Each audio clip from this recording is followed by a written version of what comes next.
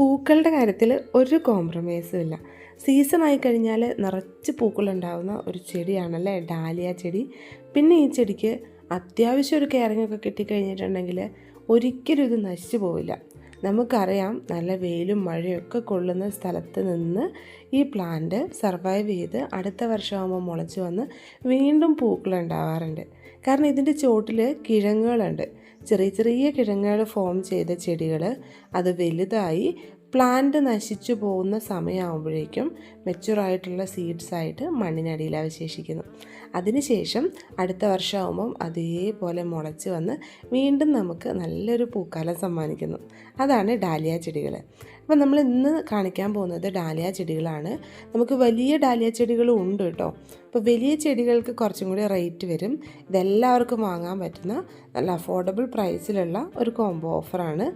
ഇതുപോലെ ജിഫി ബാഗിൽ well rooted ആയിട്ടുള്ള പ്ലാന്റ്സ് ആണ് നമുക്ക് അവൈലബിൾ ആയിട്ടുള്ളത്. അപ്പോൾ ഈ ഒരു സൈസിലുള്ള 5 പ്ലാന്റ്സ് ആണ് നമ്മൾ അയച്ചു തരാൻ പോകുന്നത്.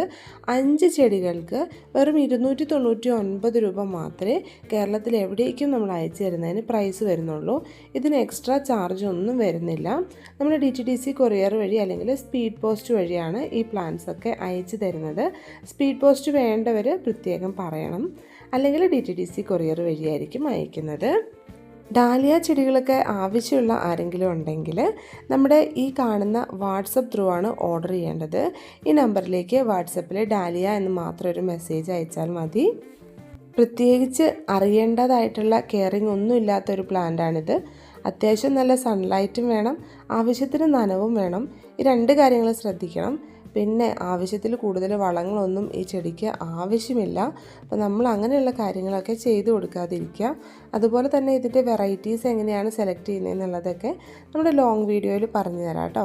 ഇപ്പോൾ പ്ലാന്റ്സ് വേണ്ടവർ താഴെ കാണുന്ന വാട്സപ്പ് നമ്പറിലേക്ക് മെസ്സേജ് അയച്ച് പ്ലാന്റ്സ് ബുക്ക് ചെയ്തോളൂ. ചാനൽ സബ്സ്ക്രൈബ് ചെയ്യാത്ത കൂട്ടുകാർ ഒന്ന് സബ്സ്ക്രൈബ് ചെയ്ത് സപ്പോർട്ട് ചെയ്യണേ.